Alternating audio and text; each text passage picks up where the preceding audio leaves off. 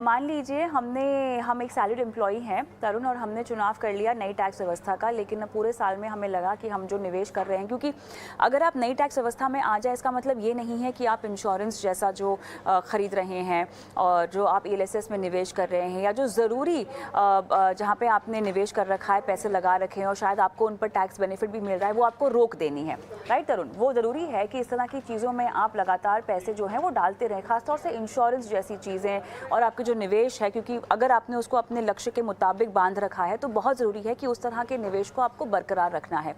तो मान लें कि हमने एक साल जो है नई टैक्स व्यवस्था में अपना चुनाव कर लिया और अगले साल हमको लगा कि नहीं, हमें अब पुरानी टैक्स व्यवस्था में जाके तमाम फ़ायदे लेने हैं। क्या ये मुमकिन है?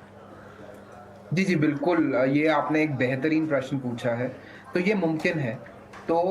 उसमें अगर आप नौकरी पेशा व्यक्ति हैं, तो डेफ़िनेटली आप स्विच ऑन या स्विच ऑफ कर सकते हैं। तो मतलब आप अपनी इन्वेस्टमेंट के मुताबिक आप चयन कर सकते हैं कि आपको क्या पुरानी रेजीम में जाना है, नई रेजीम में जाना है। इवन मैं ये भी कहूँगा कि अगर आपने नियोक्ता अपने एम्प्लॉयर को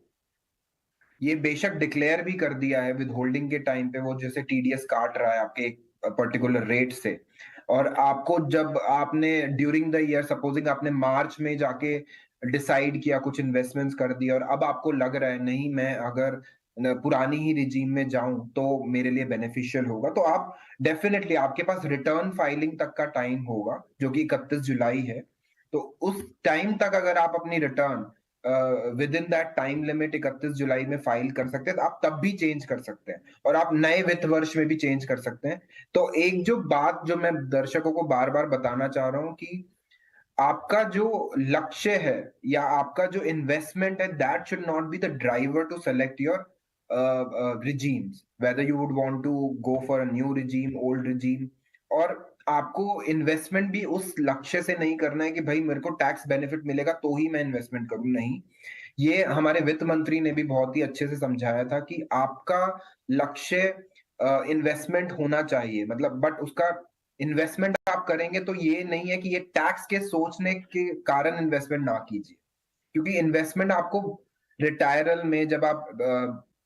बुजुर्ग हो जाएंगे उसके लक्ष्य से आपको करना है, रादर देन कि मेरे को कितना टैक्स बेनिफिट मिलेगा, मैं उस लक्ष्य से मैं करूं। तो यही आजकल का, इवन हम काफी डेवलप्ड इकोनॉमीज में भी देखते हैं, बहुत सारे विदेशों में भी वो बेनिफिट, उनका टैक्स इन्वेस्टमेंट करने का कोई ऐसा बेनिफिट नहीं है, वो वही रिटर्न जो अपने लक्ष्य के हिसाब से वो चूज करते हैं। तो वही चीज इंडिया भी उसी उसी दायरे में या उसी स्टेप्स पे जा रहा है।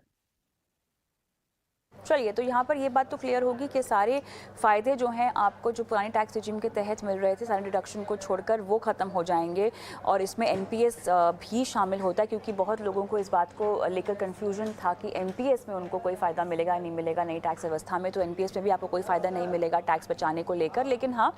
जहाँ आपकी बचत हो रही है ज़्यादा, वो आपको टैक्स रिजिम चुनना चाहिए, और साथ ही जिस तरह से आपने अपने निवेश विकल्पों को चुना हुआ है, अगर आर्थिक लक्ष्यों के साथ अगर आपने उनको बांधा हुआ है तो वो निवेश आपको बरकरार रखना होगा। लेकिन अगर मैं आगे बढ़ना चाहूँ और बिजनेसेस